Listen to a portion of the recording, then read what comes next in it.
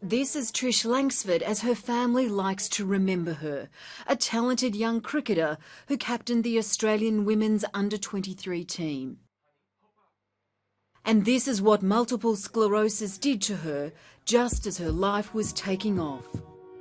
Trish went from being a happy, vibrant young athlete with the world at her feet to not very many years later being in the nursing home, completely paralysed, being fed with a tube, 4-hourly morphine, and not being able to communicate. And it was just so sad. Diagnosed at the age of 23 with an aggressive form of the neurological disease, Trish Langsford experienced a brutally rapid decline. No medical treatment could stem its advance, and 3 years later she was admitted to a nursing home. She languished there for 4 years, understanding everything but unable to speak a word.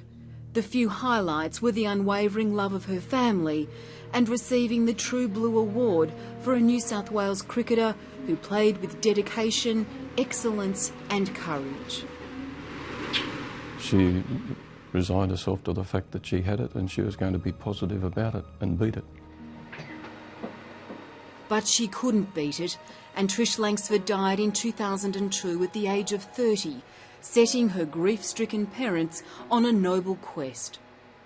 We told Trish at the time that we were going to find a cure somehow, and although we knew that it was never going to help her, that we had to do something, and that was our promise to Trish.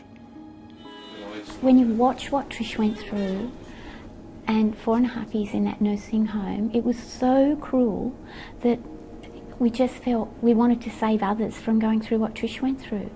And that's why we're passionate about doing it, because no one should have to go through that. No one. And so began the Trish Foundation. Hello, Trish Foundation, Roy speaking. A charity run from the study of the Langsfords' modest home, charged with raising money for research into a cure or preventative treatment. We're going for tickets, and can we get a couple out today? Yeah, I can get them out in today's mail. Through balls, golf days and trivia nights, they've raised $2 million over 10 years for MS Research Australia. And now their investment is paying off in a spectacular way. Lovely to see you. Roy, hi. This is one of the many days we look forward to, isn't it? Yes. 4 years ago, the Trish Foundation donated $200,000 in seed funding to immunologist Professor Graham Stewart and his team at Westmead Millennium Institute to join an enormous international consortium of 250 researchers in 15 countries who have achieved a major MS breakthrough. It's a landmark for MS research. People often talk about the joy of science. This week is very clear in my mind what the joy of science is. In one of the largest human genetic studies ever undertaken, DNA blood samples were collected from 27,000 people, including 1,000 Australians with MS. By screening their DNA, researchers confirmed 57 genes associated with multiple sclerosis. That's a eureka moment.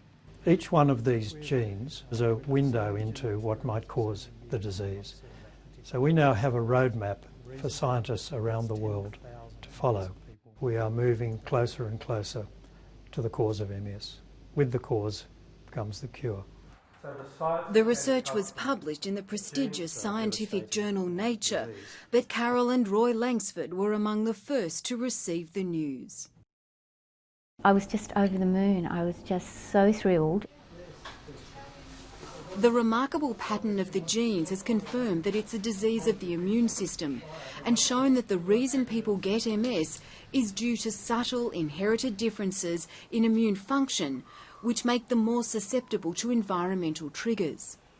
We hope that the genes will lead to studies that will help us pin down the environmental factors. It tells us where the money lies in developing new treatments. One of those environmental factors is increasingly looking like a lack of vitamin D, which comes mostly from the sun. 2 of the MS genes control the metabolism of vitamin D, which is important for the immune system. There is an extremely strong case for a trial of giving people sizable doses of vitamin D from the time of their first episode of multiple sclerosis.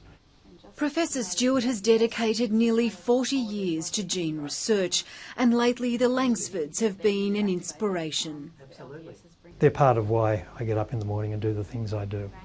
So dedicated are they to finding a cure, the Langsfords have even kept their daughter's hairbrush for future genetic research. Let's have a toast to Graham Professor Stewart Graham Stewart and his colleagues. Fantastic. But tonight there's much cause for celebration.